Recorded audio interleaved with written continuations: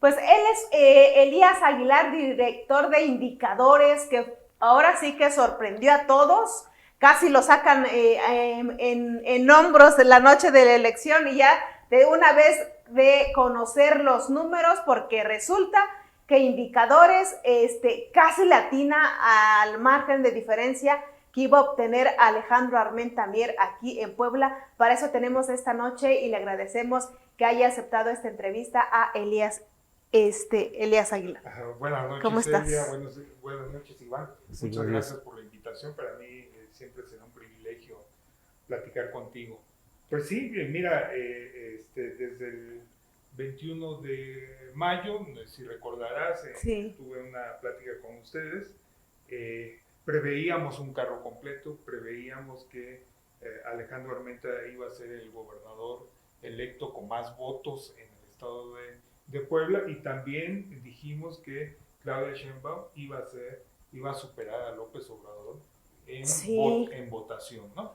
Y básicamente pues teníamos los indicadores, las preferencias de un seguimiento que llevé durante casi más de un año, porque comencé a medir desde la contienda interna. Uh-huh. Y veíamos que se iba perfilando, ¿no? Morena tomó la mejor decisión en el caso del estado de Puebla, decidió por el mejor perfil, el más competitivo, ¿no?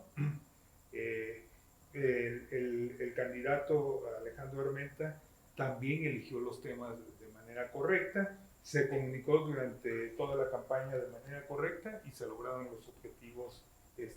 Uh-huh. Perdón. Ahí está. Ahí está. Sí. Se lograron los objetivos que se buscaban y salió la elección como resultó el pasado 2 de junio. Cuéntenos cuál fue la metodología que utilizó indicadores y cuántas encuestas aplicaron a lo largo de las campañas. ¿Qué decían estas encuestas, digamos, en qué zonas las ubicaron? Bueno, nosotros trabajamos mucho, tanto lo que es encuesta en vivienda, cara a cara, y las telefónicas. Las que publicamos fueron las telefónicas y tuvieron un margen de error con respecto al resultado de 1.1%. Somos la encuestadora más acertada en el resultado electoral, porque fue el margen de error de más o menos 1.1%. Solamente estuvimos, digamos, con porcentaje similar, Consulta Mitofsky, ¿no? Fueron las únicas dos empresas que tuvieron ese porcentaje o ese margen de error de 1.1. ¿En sus mediciones eran 27 puntos de diferencia? Ellos decían 26.8. 26.8. O sea, 26.8 en la diferencia que iba a sacar Alejandro Armenta frente a Eduardo Rivera. La diferencia, ¿no? ¿Y cuál fue la diferencia que resultó? 27. 26.9 están, bueno, según el dato del PRE. Hasta por una ahorita. décima. Por una décima están. Nada más como dato, ahorita están, como el IE, el Instituto Electoral del Estado, ahorita está con el cómputo en los consejos distritales y nos quedamos en la captura de actas hasta el día de ayer, que no es el 100% de las actas, que el candidato, bueno, ya el gobernador virtual, Alejandro Armenta, se quedó en 1.579.000 votos, pero todavía va a alcanzar muchos más porque hasta que termine el cómputo distrital. En el caso de Eduardo Rivera se quedó en 879.000 votos, que también pues todavía es posible que tenga muchos más votos. ¿Cuál era la proyección de ustedes antes del 2 de junio?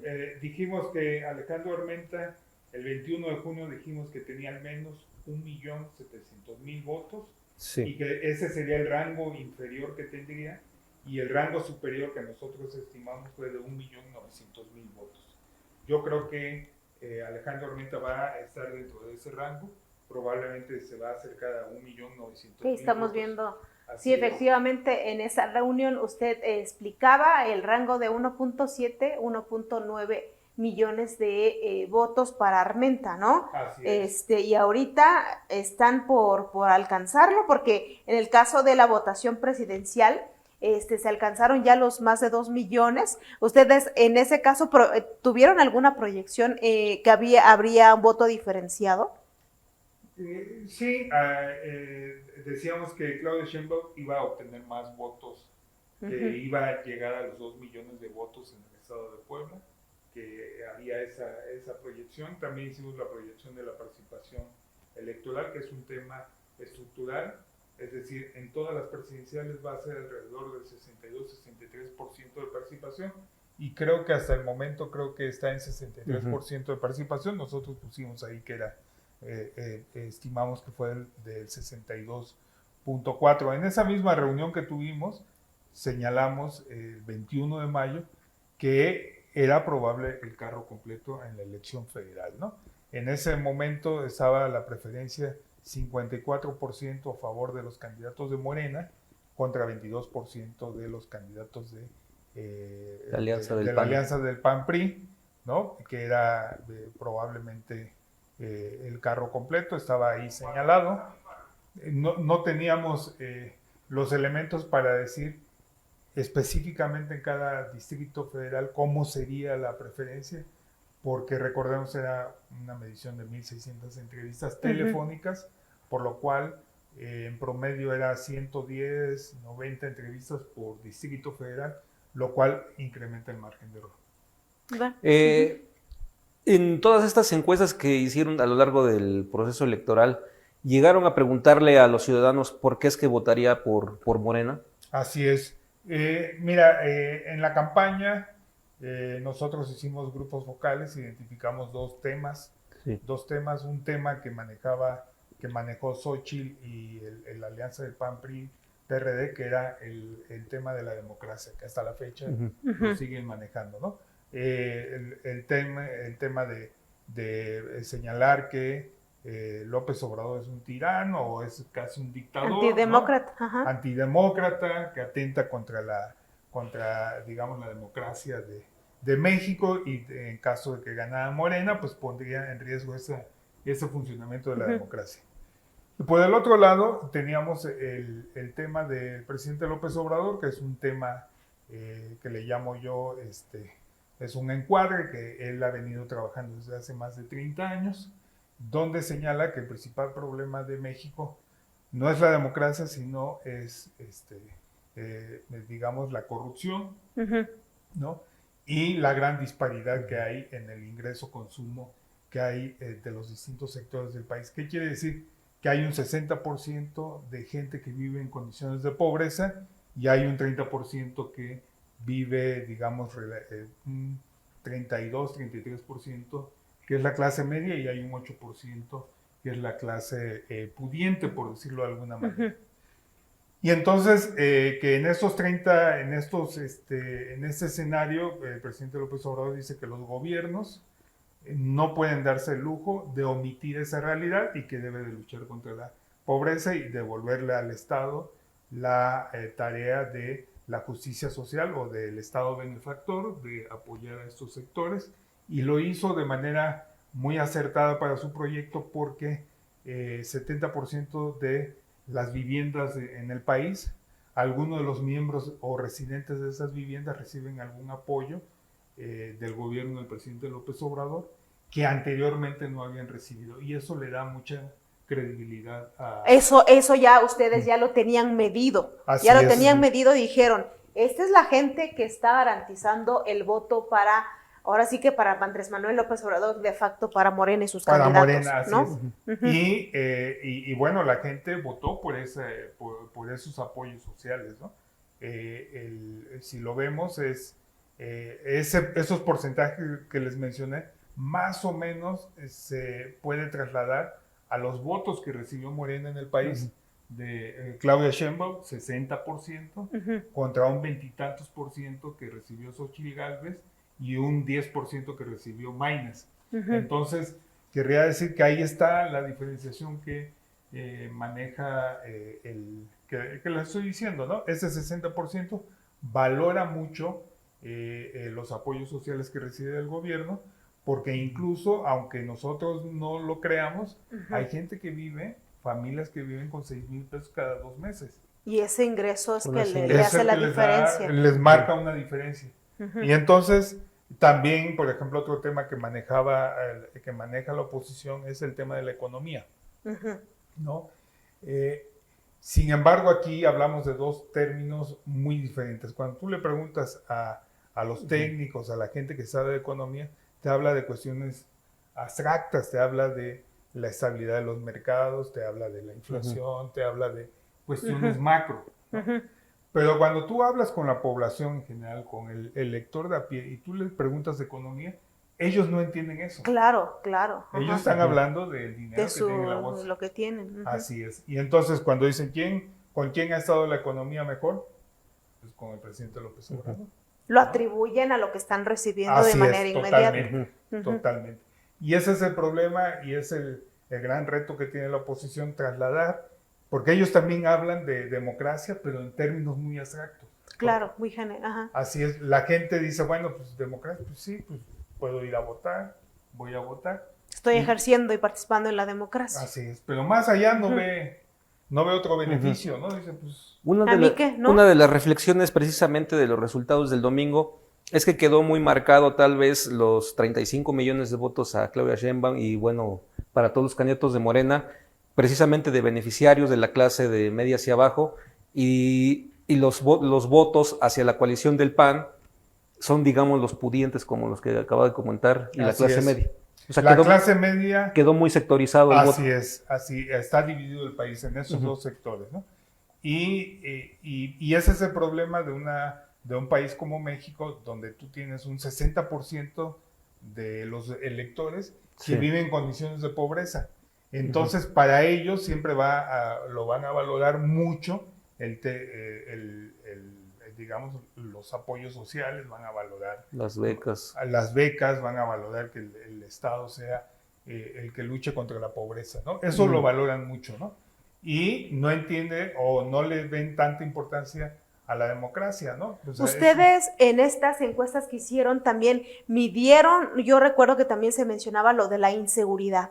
¿Qué tanto y por qué, digamos, habiendo inseguridad en el país, la gente que votó no lo atribuye o no le importó eso? Porque no se lo atribuyen necesariamente a Morena. O sea, la inseguridad ya existía, ¿no? Y, por ejemplo, nosotros preguntamos, ¿quién en caso de ganar garantiza más seguridad en el Estado? 30% nos decía Alejandro Armenta, 12% Eduardo Rivera. Que ya fue presidente municipal. Así es, del PAN, ¿no? Decíamos. Y luego, ¿quién en caso de ganar crearía o gobernaría con más inseguridad en el Estado? Eduardo Rivera, 40%, 24% Alejandro Armenta. Entonces, pues esa atribución de la inseguridad se lo atribuyen más al PAN PRI PRD que a Morena, ¿no? Ese es el asunto. Y lo detectamos también en grupos focales. Esa narrativa está entre los electores de a pie que dicen, bueno, la inseguridad siempre ha existido, ¿no? Eso es lo que dicen. Lo que pasa, o sea, no lo digo yo, lo dicen ellos. Sí, según lo que ustedes midieron, claro. Dice, lo que pasa es que antes no lo sabíamos y ahora sí lo sabemos. ¿Sí me explico? Oiga, ¿y ese 10% o menos que tiene Movimiento Ciudadano, sí lo tenían también detectado que venía entre universitarios el voto de ellos, de los que estudian? O... Así es un voto que le quitaron, o sea, contrario a lo que decían los analistas de la prensa, que decían, no, es que MC le va a quitar votos a Xochitl, ¿no? Y también ellos, el equipo de Xochitl pedía que declinara Maínez, ¿no? Porque también temían a eso. Así es. Pero lo que nosotros detectamos es que no le quitaba votos le quitaba votos a los dos, pero más a Claudia Sheinbaum que a Xochitl Gálvez, ¿no? ¿Por qué? Pues porque el voto de los jóvenes. De los jóvenes y de Álvarez Maínez está más, acuérdense que Movimiento Ciudadano está más pegado, más a la izquierda, orientado a la izquierda, ¿no? Digamos, es una izquierda, digamos, más renovado, moderna, más moderna, sí. ¿no? Más que se ha desarrollado más en Jalisco, en Nuevo León, ¿no? Y en ese sentido, pues funcionó más. Pese a que Maínez en su discurso pues no mencionaba, o sea, no había una posición muy clara en términos ideológicos, ¿no? Pero, por ejemplo, nosotros comenzamos a medir el 27 de abril, Claudia Sheinbaum tenía 62.5% de la preferencia efectiva y el 18 de mayo era 58%. Y que también se acercaron porque terminó en 60%. Así es. Y 8% tenía Maynes y terminó en 14%. ¿Qué quiere decir? Que hay una caída ligera de Maynes después del hecho de Monterrey, ¿no? Cayó. Ustedes lo venían midiendo casi en 14, terminó en 10. En 10, así es. Se regresó en 10. Después del evento ese que tuve. Pero aquí lo importante es que Maynes le estaba quitando más votos a Sheinbaum que a Xóchitl Gálvez. Así es, ese fue el tema. A lo largo de las encuestas que ustedes aplicaron, ¿hubo en algún momento en que estuviera al menos un poquito cerrada, en el caso de Puebla, la competencia entre la alianza del PAN y de Morena? No. Siempre se mantuvo fue la ventaja. O sea, lo más pegado que estuvo fue 20 17, puntos, 18 puntos. Eso fue lo más. Siempre tuvieron esos números. Eso. Y conforme se fue acercando la fecha, digamos que Alejandro fue casi 2-1, Alejandro Armenta, y ya al final hubo una caída, una aparente caída del voto de Alejandro Armenta, pero no era una aparente caída porque empieza la gente a guardar su opinión y su preferencia ante el voto oculto era para Morena. Así es, ante la evidente llegada de la elección, o sea, 2 semanas antes, la gente se empezaba a reservar, decía, no, pues el voto es secreto, no te voy a decir.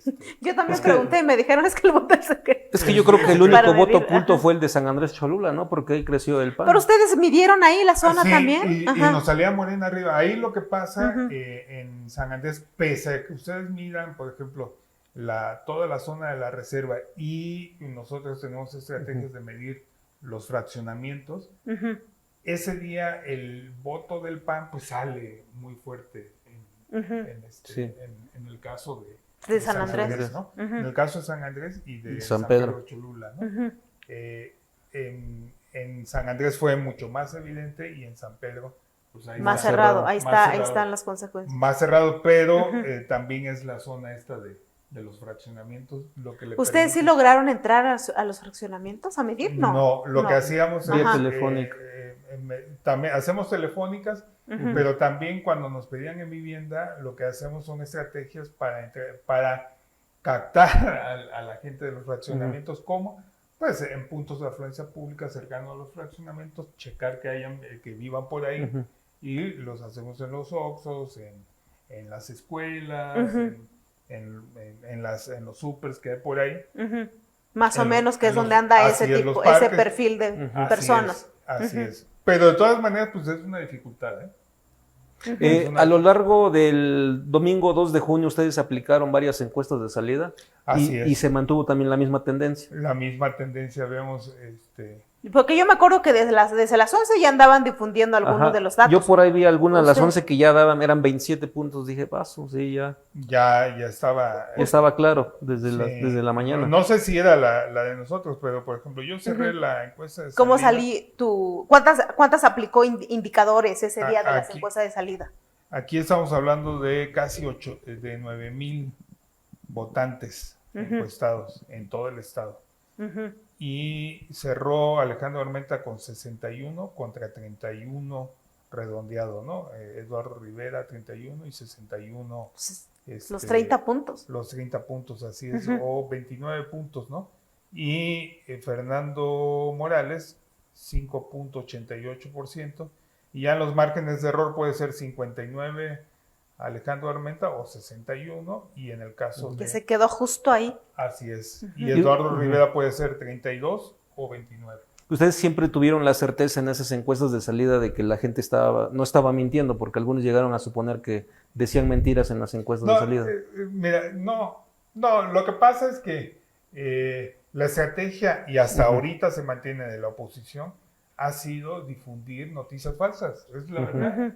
O sea, esa supuesta encuesta de Massive Caller, a eso iba, ¿no? Que ponen un empate técnico y demás, pues tendríamos que preguntarle a Massive Caller cómo levantó la encuesta telefónica, porque yo hago encuestas telefónicas y a mí me salía totalmente diferente. Aquí decían que estaba empatado. Armenta, que estaban, incluso en las últimas encuestas de Massive Caller, decía que Eduardo Rivera ya estaba arriba por 2 puntos. Así es. 2 o 4 puntos. ¿A qué lo atribuye usted? como encuestador? ¿A Yo qué, digo que es una qué falló? Que es información falsa. Es información falsa. Lo que pasa que ahora hay que entender, Elvia e Iván, que Sí. vivimos un escenario de medios totalmente diferente a lo que pasaba hace 10 años. O sea, ahora tenemos lo que son las redes sociales, tenemos un entorno digital. Casi 90% de los electores tienen un teléfono con internet, lo que le llaman la telefonía inteligente. De hecho, por eso mismo estamos en este programa y tenemos una audiencia que seguramente nos sigue a través de redes sociales, ¿no? Y entonces, pero funciona de manera distinta a como funcionaba lo que le conocemos como democracia digital.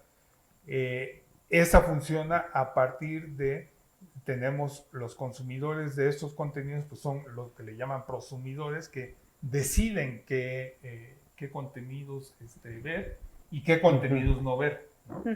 Y lo que vemos en las audiencias es que ellos eligen los contenidos que son afines a sus creencias, ¿no? Claro, o sea, se aferraron ahí en creer de que sí estaba así. Así es. Y en el caso de Morena estaban confiados que también era así. ¿Hubo en algún momento son como cámaras de eco que le llaman, nada más que la cámara de eco de Xochitl era de 25%, ¿no?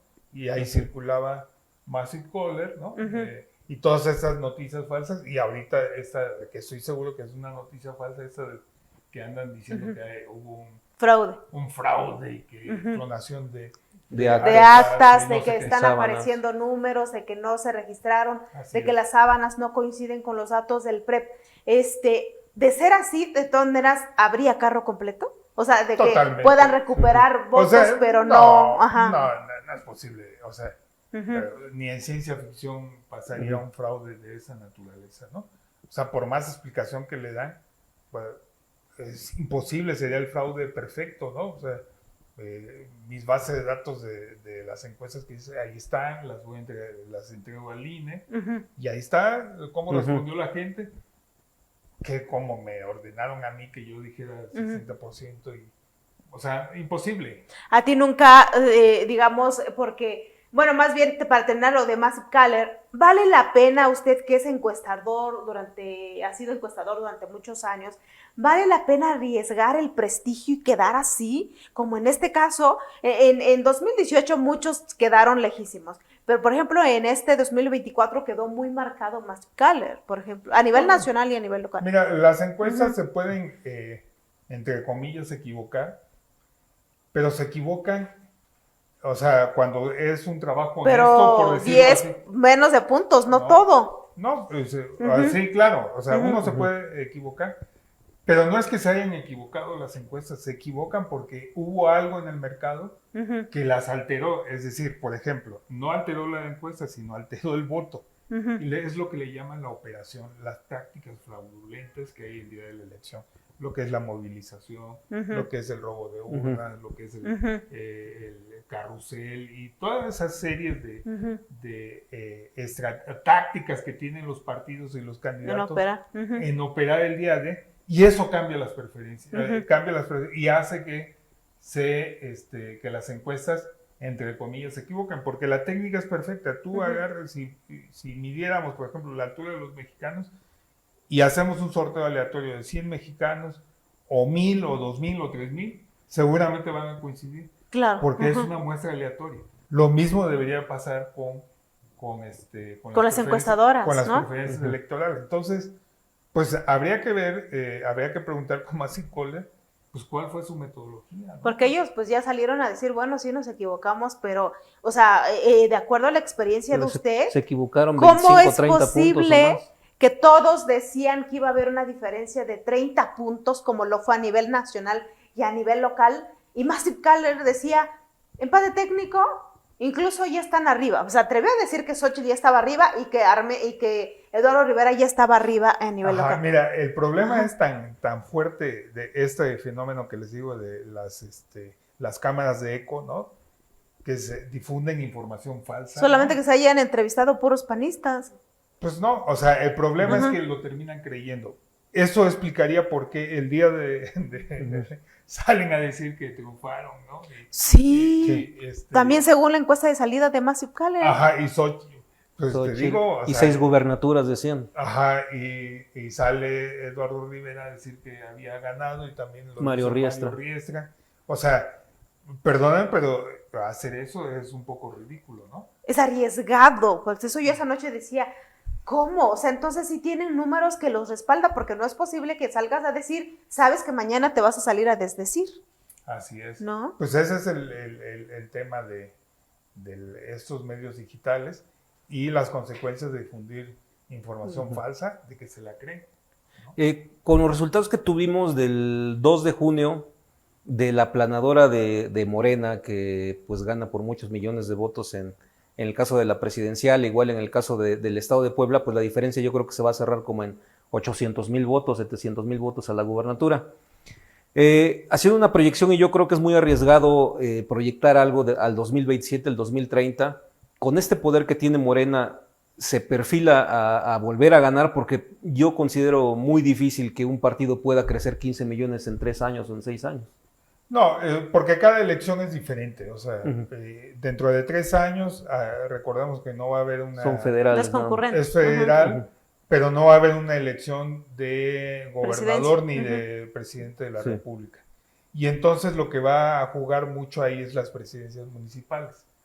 Y en las presidencias municipales, otra vez vamos a tener un comportamiento totalmente diferente y va a haber temas de voto de castigo. Si un presidente municipal, por poner un ejemplo, por ejemplo, sale Pepe Chedraui, que gana muy bien la presidencia municipal, Dios no lo quiera, tenga un mal desempeño, pues seguramente que va a haber un voto de castigo, ¿no?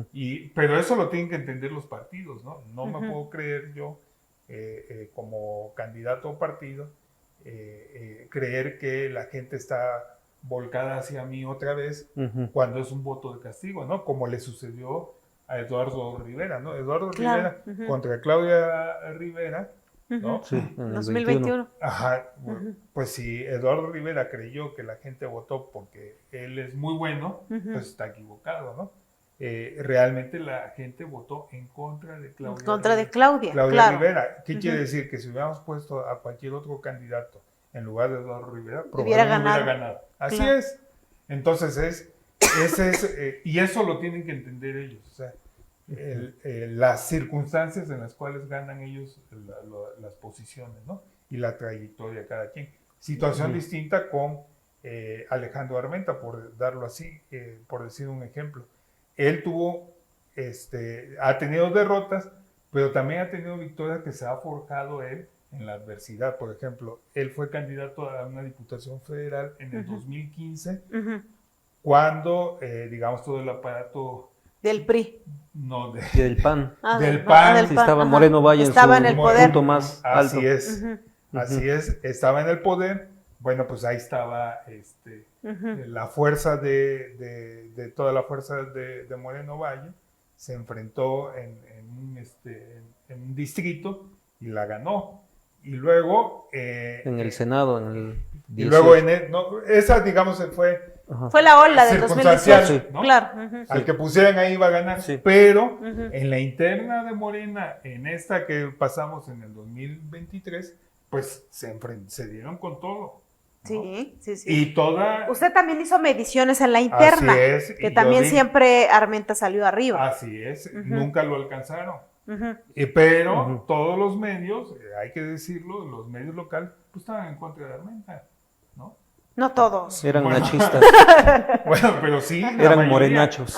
La mayoría. Eran morenachos, decían, no, claro. Es que, hasta te llegaron a descalificar a ti. Sí, decían, no. Seguramente los tienes anotados, ¿no? No. Decían, no, es que en Morena es el dedazo.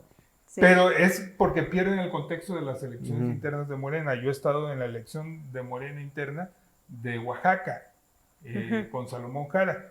Decían lo mismo, Salomón Jara, no, es que la senadora Susana Jara, pues su familia es amiga del presidente López Obrador, son muy cercanos, les gusta el béisbol, ya está dado por dedazo.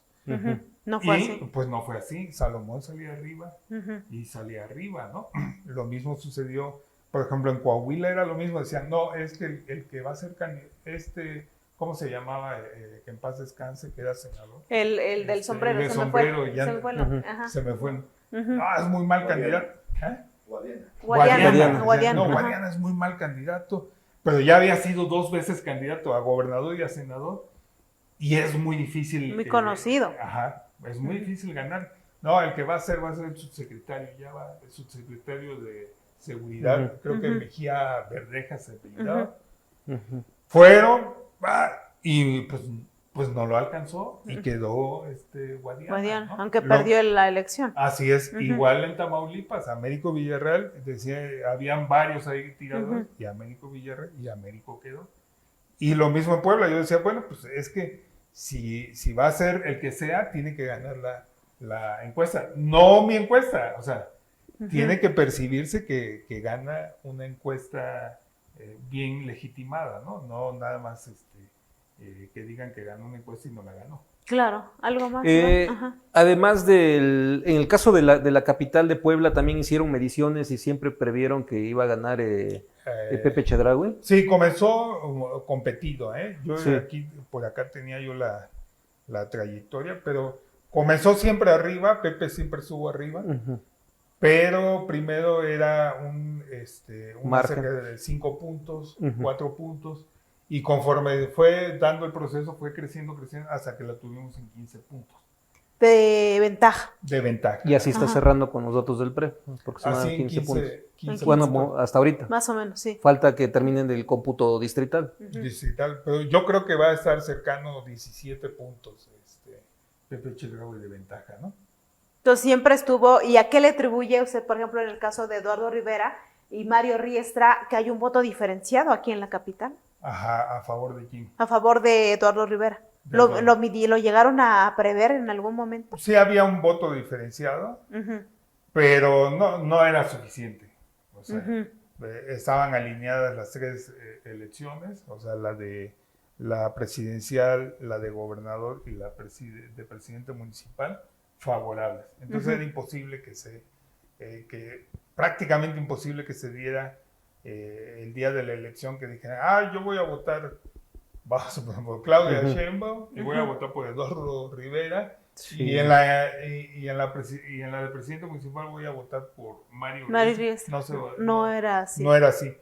La gente que votó por Xochitl votó por Mario. Por Mario y por Eduardo Rivera, ¿no? O sea, sí hay un voto diferenciado, pero no tan significativo. Yo vi en la encuesta en la casilla de Eduardo Rivera, que está en camino Real a Cholula, en donde él votó, es una zona pues panista, ¿no? de haber ganado el PAN. Ganó en su casilla Eduardo Rivera con 220 votos, pero en la presidencial Xochitl Gálvez solamente tuvo 160 y Claudia Sheinbaum tuvo como 140, estuvo más cerrada en esa casilla. O sea, la gente que nos comentaba, la gente pudiente también creo que terminó votando por Claudia. Por Claudia, sí. No, y ahí sí lo comprobamos, porque Claudia sí tenía votos ahí. Sí. ¿No? Justamente me tocó a medir eso. Otros estados, Querétaro, y también Querétaro estaba arriba Claudia Sheinbaum. O sea, y Querétaro es un municipio panista. Es un estado panista. Un estado panista. O sea, ¿de dónde? ¿Cómo pueden explicar que haya un empate técnico? Nunca. Los apoyos sociales, lo que... ¿A qué lo atribuye? Es la narrativa de los apoyos sociales del Estado, benefactor de las clases más necesitadas, ¿no? Sí, claro. Entonces, a eso lo atribuyen de que la clase media haya apostado por Andrés Manuel, por el Morena nuevamente. Así es, porque dicen, bueno, estos amigos hablan de que es tirano, de que está peleando con que un peligro para México, por decirlo de manera resumida, pero ninguno de los anteriores gobiernos ha apoyado a esta clase. A nosotros, ¿no? Y llega puntual cada 2 meses el apoyo. Estos, pues dirán lo que sea, pero aquí tengo el apoyo. Entonces yo prefiero tener ese apoyo a no tener arriesgarme a que lleguen estos a quitarme. Me los quiten.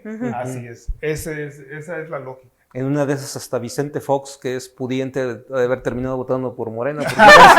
Como ya no tenía su pensión y ya cobra pensión del bienestar, en una de esas ya hasta dijo, me lo van a quitar. No, es que sí, para este 60% que les digo, tiene mucho sentido lo que dice el presidente López Obrador. No puede haber un gobierno rico con un pueblo pobre. Esa ha sido una frase fuertísima que ha calado a la gente, que ha calado a estas clases. Y tiene mucho sentido para ellos. Dicen, bueno, es cierto, pero no solamente es que sea cierto, sino que apoya. Se está viendo en cuanto a los recursos, en cuanto a los ingresos. Y más que este mes antes de la elección les hicieron doble depósitos. No, ya tenían ahí, ¿no? Hasta 12,000 pesos. Así es. Mientras ese modelo, ese sistema de pensiones y ese modelo de gobierno no entre en crisis, yo creo que Morena siempre va a tener 2030 condiciones para... ¿Ves condiciones en 2030 en que se vuelva pues si no hay una ganar? Crisis, como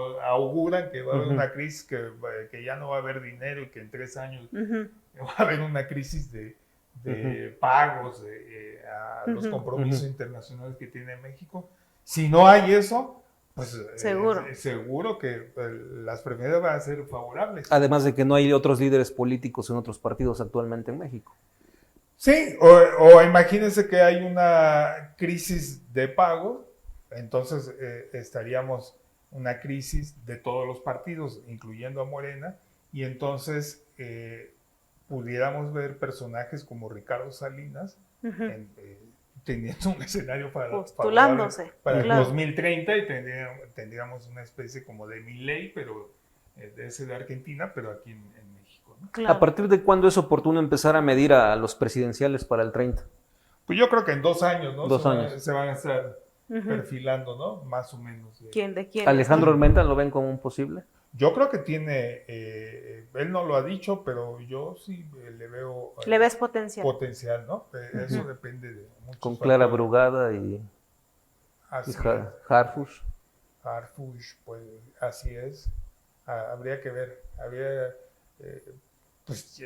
que ver. Es sí, muy va a haber temprano, muchos. pero... Va a haber muchos que quieran para el 30 además. Sí, así es. Pues Elías Aguilar, director de Indicadores, esta encuestadora que fue uno de los más acertados aquí a nivel local y a nivel nacional en el caso de quién iba a ganar la gubernatura, marcó 26.8 en el caso de Alejandro Armenta, y Alejandro Armenta está cerrando con 27 puntos de diferencia, más o menos. Entonces, pues te agradecemos mucho que hayas aceptado esta entrevista. Al contrario, es un placer para mí, encantado, Elvia, muchas gracias, mucho gusto, Iván. Sí, igualmente.